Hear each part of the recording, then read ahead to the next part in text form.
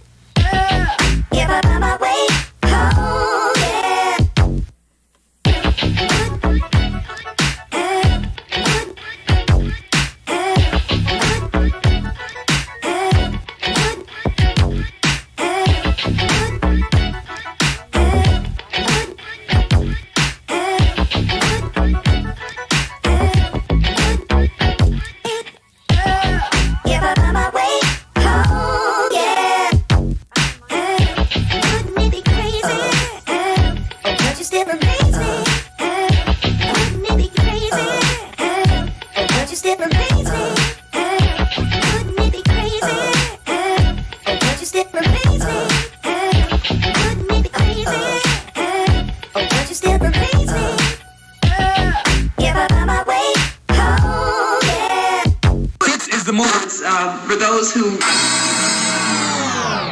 fingers down my spine, girl, you look mighty fine. Won't you rub your fingers down my spine? Girl, you look mighty fine. Won't you rub your fingers down my spine? Girl, you look mighty fine. Won't you rub your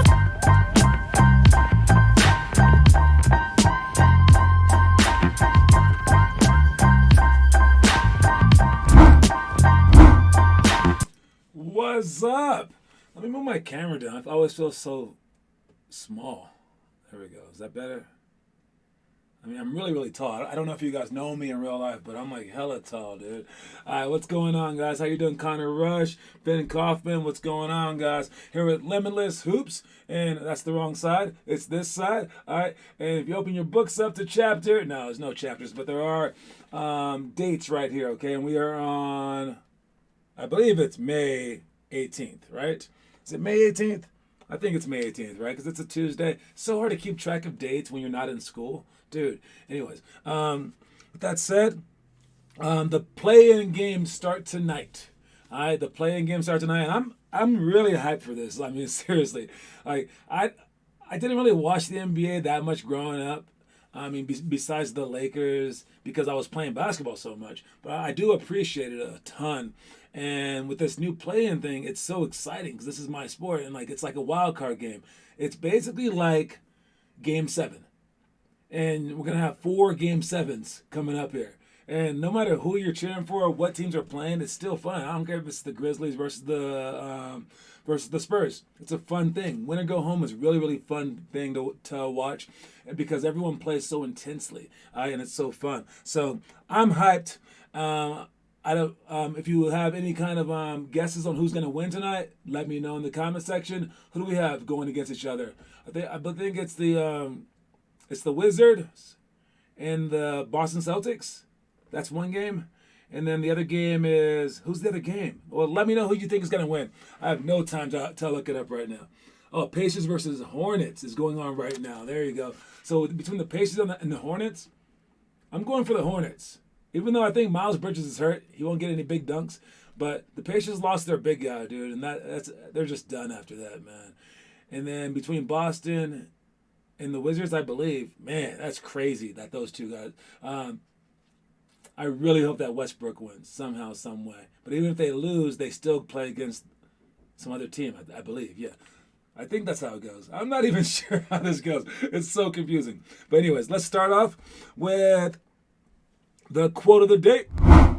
All right, the quote of the day is to be the example. All right, be the example. Stop expecting other people to go out there and like do things for you or for the world, okay? You should want to do it. Don't like we had some teams worry about the whole mask mandate, which are lifting here in Colorado soon, but they were like, like, can we shoot on this court? And I was like, no, the rules are you stay in the hallway because of COVID and stuff like that. And they're like, well, it's just us. It's just us three. And I was like, yeah, but then like if I let you three in, how about the rest of your team? How about the other team?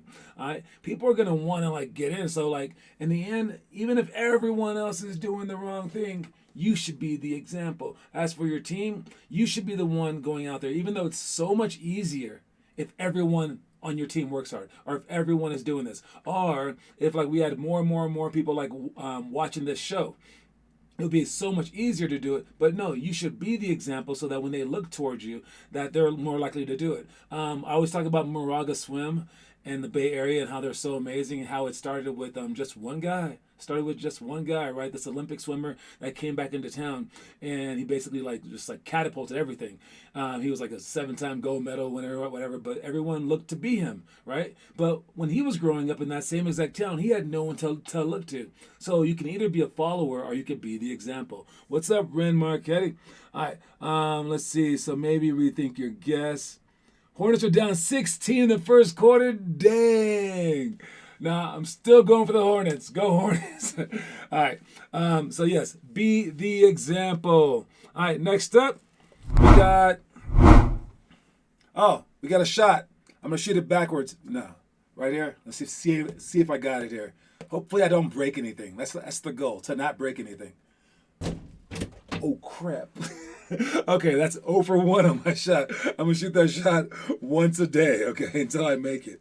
All right, but as far as the book goes, we have some other people that might be joining us soon. JA is Jefferson Academy. That's the school that my stepfather coaches at, and my brother he coaches some teams there. He was like, well, can you like coach one of the 8th grade teams? And I was like, how about if my brother just coaches it, but he follows the book? And then he tells everyone to watch our show. And then maybe those people will be like, well, let me be a part of the program, right? So I'm going to use this book to also import some kids too.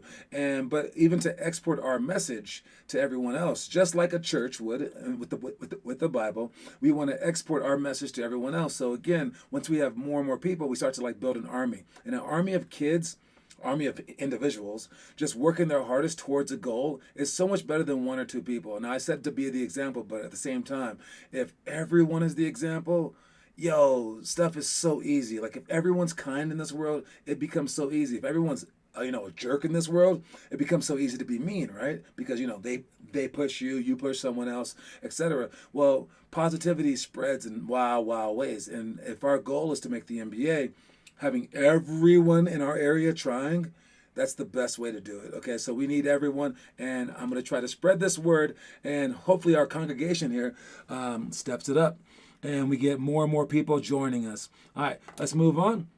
We got our elementary workout. We have tip drill.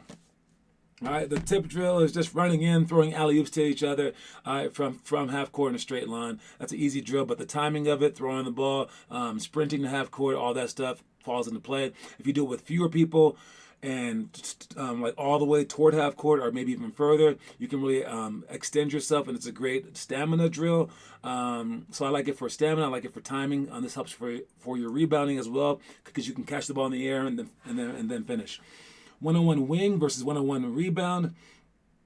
This is a great drill. Let me show you that drill real quick.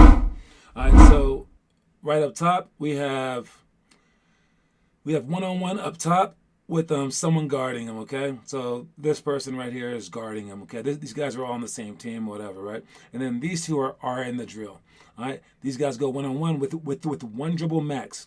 So he just goes right there. There's no steals, no blocks for this, but you can still put a hand up in his face as he shoots the ball.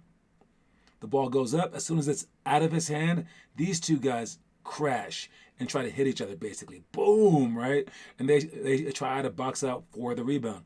If he happens to make it, it's this guy's ball again. But if he happens to miss it, these guys go for the rebound and then also try to score. Whoever gets it is on offense, okay? So they're going to play a one-on-one. So it's a one-on-one game between these two. And it's a one-on-one game between these two. So even though you're going for no steals, no blocks right here, you still want to play solid defense. Still want to step with the correct leg. Still want to stay low. Still want to put a hand in his face. And then this guy up top shoots the ball 5 times. He gets five tries, and then they switch. Then these two will switch to the bottom. These two will switch to the top. And then they will go. All right. These guys who kept score down low, whoever made the most points is on offense up here. Whoever made the most points doesn't matter down here because they're going to go for the rebound now.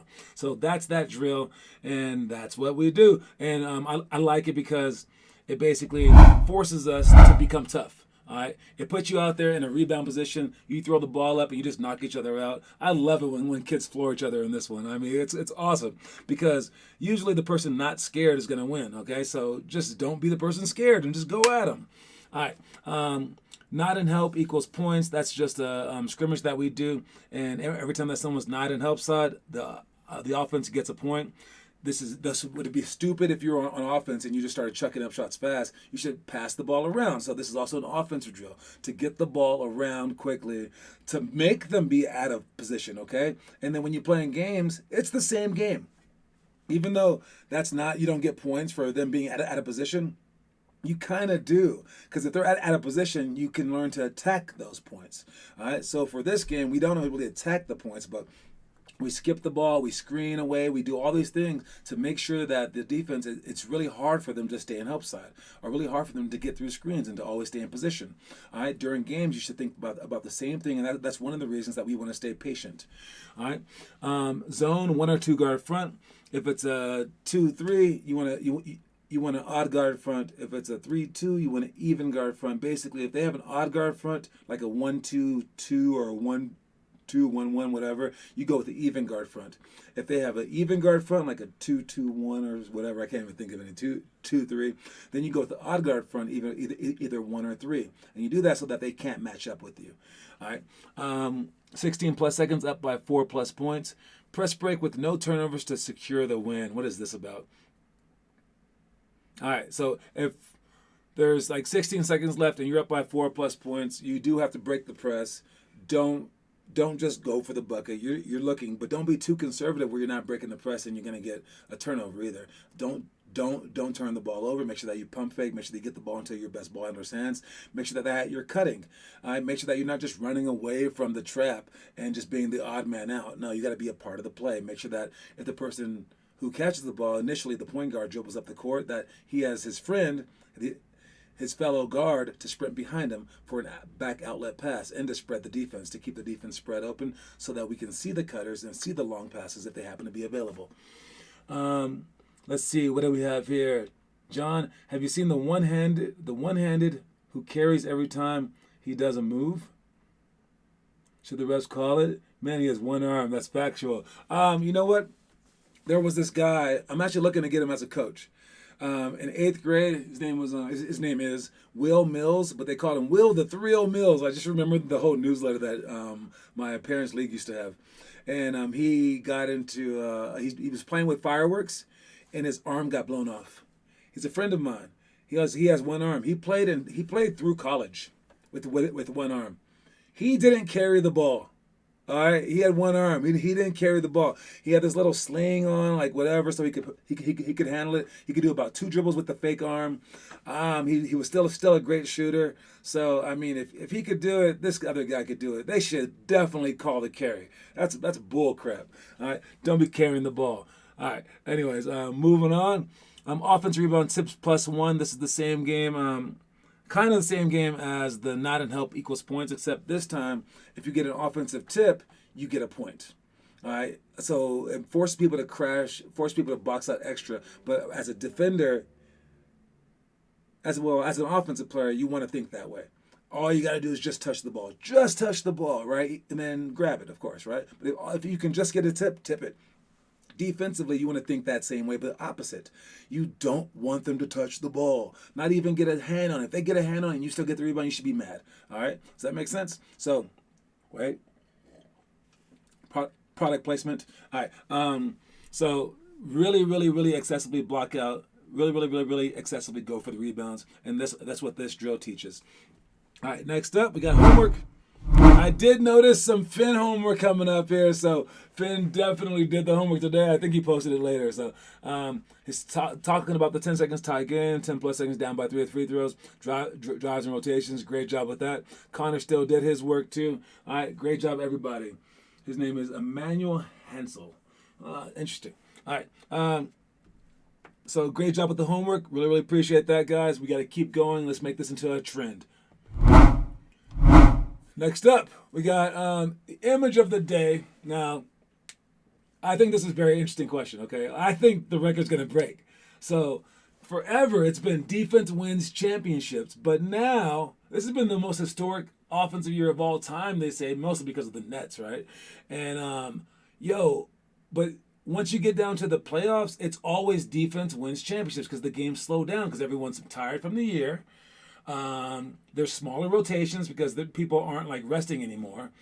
So people really, also you get scouted like crazy, all right, because you're playing the team like 4 to 7 straight times. So they're going to know every play you have. Is this going to be the year that defense doesn't matter? Because if it is, it will be the first year. If the Nets win, it will be the first year ever that a top 10 defensive team doesn't win the championship. And they are bottom 10. They're one of the worst defensive teams. There's never been an NBA champion that hasn't been top 10 in defense. That's amazing to me. And I'm going for the Lakers. I don't really want the Nets to win, but it would still be neat to see that record break, just to see what everyone's strategies are from this point forward. All right, but we'll see if defense will win the day. Just randomly my shot again. I just posted my shot again. All right. So that's that, and let's check out a commercial.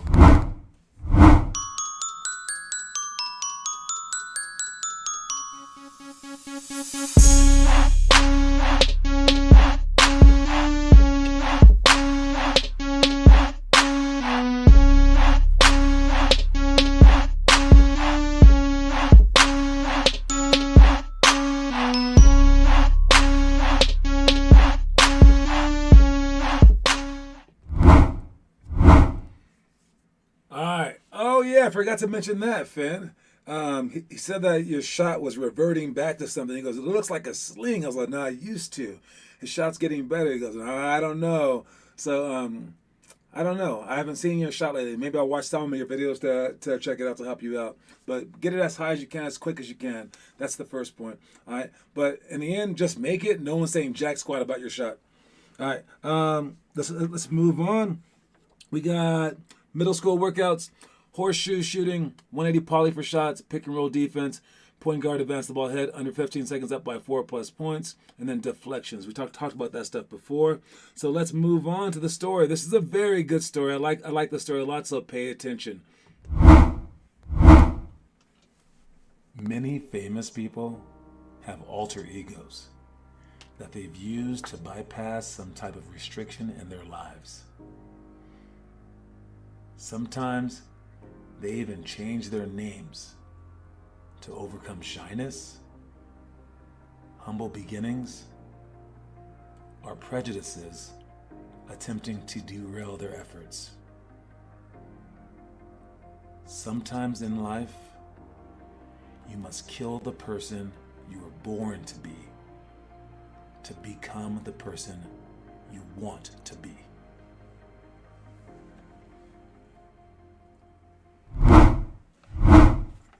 So to me, that's pretty crazy. I think it's a very interesting thing.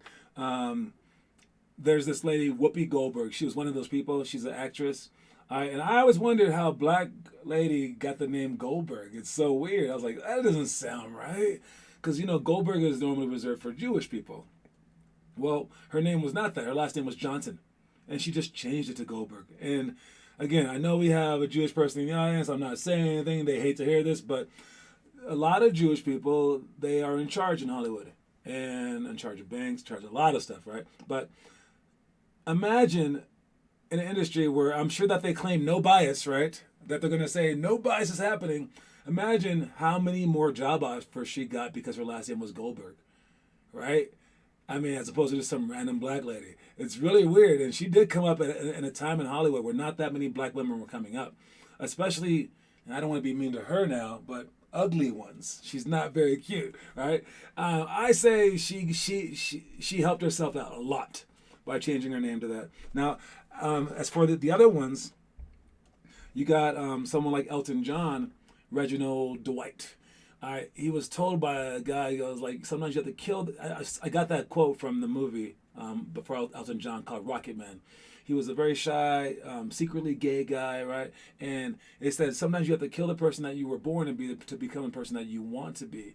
And he changed his name to Elton John. And he had a persona where he wore like crazy stuff and things like that, like big shoes, like he was like nuts because in real life he was super shy, right? And he couldn't do that thing as himself. Right, and I think that we talked about this a long time ago, but there's other people like that too, and there's Lady Gaga. All right, for Lady Gaga, oh man, I think hers is very traumatic because when she did her movie, is roasting everybody. When Lady Gaga, who is also ugly, did her movie, A Star Is Born, she was like, I guess like Bradley Cooper had to take her in and like revert her back to Stephanie Germanotta, which was her name in high school when she got bullied. She was thrown into a trash can in high school, and like they would put graffiti on her like locker. In college, they made a group at her college. They made a group saying that the group was called Stephanie Germanotta Will Never Be Famous. That was what the group was called. So everyone like mocked her. Now I'm guessing she might have been kind of annoying. She might have always said that she wanted to be famous. So maybe people were upset about that. But still, to just bully someone that badly, and she doesn't let fans call her Stephanie Germanotta at all. Only call her Lady Gaga. But she was crying on stage saying that Bradley Cooper got her to embrace Stephanie again for the first time. And she lets Bradley call her Stephanie. It says her mom calls her that, family, but also Bradley Cooper. And I think that shows that she's still hurt by all that stuff. But she puts all that stuff away and she becomes this larger than life. She says that it's like putting on a cape. All right? And I think for you guys, you don't have to change your name. All right? But not Ren. I always mock Ren, man. Anyways, you don't have to change your name, but if you have to change who you are and just be like another persona on the court, you can do that. A gritty guy. So like Ren, there you go. Ren always being soft as cotton candy. All right, too soft to ever show up too much. Be harder. All right, maybe when you get hurt or sick or you hurt your toe or like you need to, I don't know, I can't even think of all your stuff. Just say Ren's hurt right now. This is a new guy that's ready to go. Ren is hurt. I'm not hurt. All right? So you can change who you are. Bro, you got so obsessed with someone to do that. All right. And then the other ones were Magic Johnson. He got named that after he had a high triple-double in high school, and the commentator called him Magic. Magic Johnson started calling him that, and it stuck. There was Prime Time, which was not mentioned in the video, which is Deion Sanders. All right? And I think for him, he doesn't want to have an ego, but he does need one for the game, so he uses Prime Time. That's the guy that dances and stuff like that. And he has a different persona. And then the last one is LeBron James. LeBron James, when he first got into the league, I think he missed a couple of like last-second shots, and everyone was like on him for it. And he was like really down. And he has been known as King James, even has a tattoo before he was in the NBA. And I think that he definitely reverts to King James in his mind, and he's no longer just LeBron, because I think LeBron does have issues. He has issues like confidence issues. I definitely think he does, most definitely. All right, and but he works really, really hard, and whenever he's confident, man, he can like shoot threes from half court. He's like crazy, right? So I think that King James can do it, but LeBron can't. So whoever you need to be that person. All right, let's move on. What do we got? Just kidding, I don't have COVID. Yeah, don't bring COVID to the gym. All right, let's move on. We got, where am I? High school workout.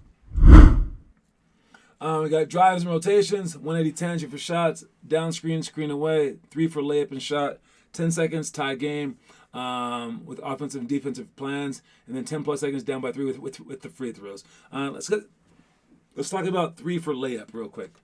All right, so going back to here, and I want to discuss all the different options that you have for this play. So if the point guard is up top, and this is, I mean, this is for the actual drill. We would do it for shots, but I'm just going to show you the actual play right now. We would dribble the point guard out. This person cuts back door and goes to the opposite corner. All right, this person sprints to the corner, then he comes off this screen. The screen that is being made is by these two guys right here. All right, he comes off the screen, looks for that shot. Should be further out. Looks for that shot, then he curls back. This guy comes off the screen, looks for that shot. He curls again, looks for the shot. Then he comes off the screen and looks for the shot again. All right, we go 3 different rotations for that. During that time, however the defense is centered, all right, they can't do it right. So if the defender's there, this is how they should play defense. All right, when this person's coming off the screen to begin with, this is how they should be playing defense. They should all be like right here. All right, this person should be there. This person should be here. I mean, like, no one should be on the weak side.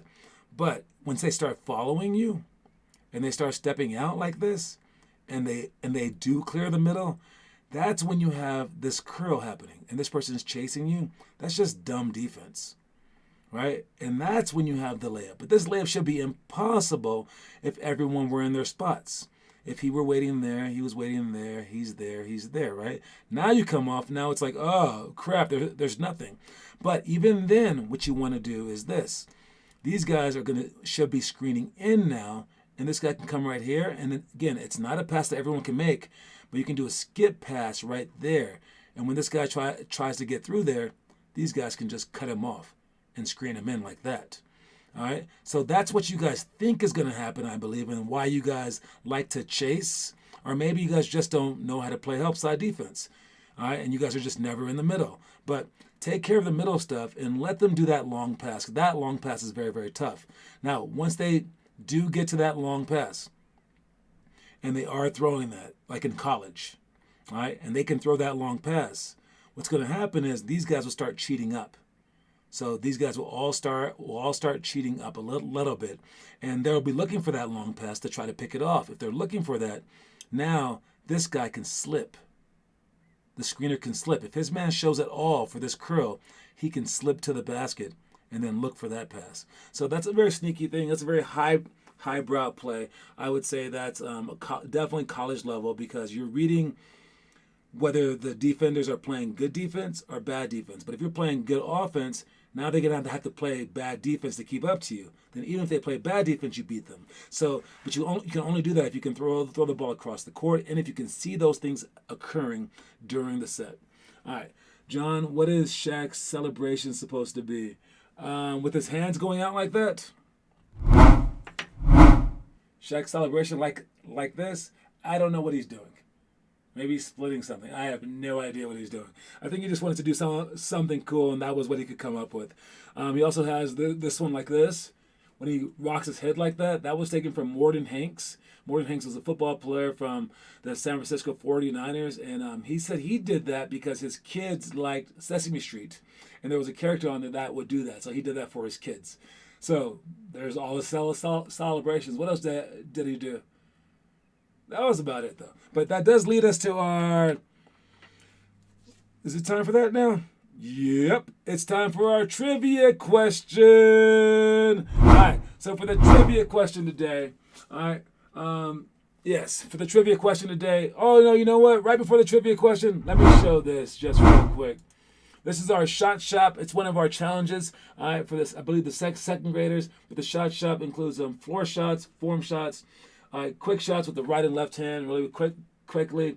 All right, curl shots coming off the baseline to the elbow for the jumper, for the pump fake, dribble away, step back. And then catch and shoot, 2-pointers, 3-pointers, and deep threes. That you can just spin the ball out to yourself if you don't have someone to pass it to. Free throws, floaters with right, left, both, and going middle in baseline for a bank shot. Step backs, fast break pull-ups, off the dribble shots, same thing, 2-pointers, 3-pointers, deep threes. You do each for 2 minutes per drill, and you do 1, 2, or 3 sets. All right, whichever one that you want. That's the shot shop. We have 5 different drills, I guess, where they take care of different aspects, whether it be the dribbling dojo or the 15-minute thing or whatever. All right. Anyways, that's that. Now trivia time. So you gotta watch Shaquille O'Neal's highlights. They were just highlights, right? So it wasn't that much to pick from for the trivia stuff. But Shaq's one of the greatest players of all time. That was a very fun video to watch because how many times he tore the backboard down? I mean, it's just crazy. He was so big. He got so good. I mean, like, before he could hit the hook shot, then once he started hitting that, it was just like over. They had to change rules to keep up with him. They had to add a zone in the NBA just to keep up with Shaq. When you start changing rules to adapt, that's something special. But my question for this is, are you guys ready? We got Finn Kaufman with 7, Connor Rush with 3, Blake Bastani with 1, and we're about halfway through the month. Good luck, you guys. All right, whoever wins the most this month gets another coin. All right, the trivia question is, in which year did Shaquille O'Neal win his only MVP? All right, and the year that begins, you can say both those years. The year that began the NBA season and the year that ended it. So this year, for instance, would be 2020-21 season. So what season did he win his MVP? Again, you can Google it if you have to. Do it as fast as you can. And I am on tape delay, so I won't know exactly when you do it, but I'm watching the screen to see the first person that types it in. So either the fastest Googler or the person that just remembered it from the video. So good luck with that, guys. And speaking of fastest, I did try to make 10 in a row. 99, 2000. That's what I wanted. Oh, man. I gotta give it to Connor Rush. He got the full answer. All right. Good job, Connor, with the win. Man, that's kind of a petty win, but I'm going to take it. Finn said 99, and I can appreciate that, but I literally said to save both years. Anyways, I tried to make 10 in a row in less than a minute, and I filmed myself. I made 7 of my first ones in a row, and then someone kept asking me questions like some ref, and it was so annoying. And then I missed one, but I gave myself 10 minutes to do it. I gave myself 10 minutes to make 10 in a row threes, and I went fast because you have to go fast to shoot 10 in a minute, right? I thought it was a very good workout. I was really, really sweating. I at least shot over 100 shots in 10 minutes. I would recommend doing something like that. And I failed. I didn't do it, but I got better at shooting during that time. So that's the challenge for this week. Just an extra challenge. Make 10 in a row from the 3-point line, or at least try. You know, the 10 in a row has to be in less than 1 minute, because that was what Blake Bastani did. First one that wanted to do it wins. Post it to the homework section, okay, and let us know that you won if you win. But I'm gonna try to win. I won't even get to a gym till this weekend, so Saturday and Sunday. All right. Workout times, workout location might change. Heads up, Connor Rush. But I will make sure that I send an email out to anyone who signed up, so you will see the change of location on the site. And I will also email anyone already signed up, so you should catch it. Anyways, you guys, great job. Congratulations on catching up. Connor, you are now 1 behind. Anyways, I will see you guys later. And don't forget the quote of the day. Be the example. Tomorrow we have a special guest. He should be here. Rev Rob. All right, heads up for that guy. All right, y'all. Talk to you later. Keep working. Peace.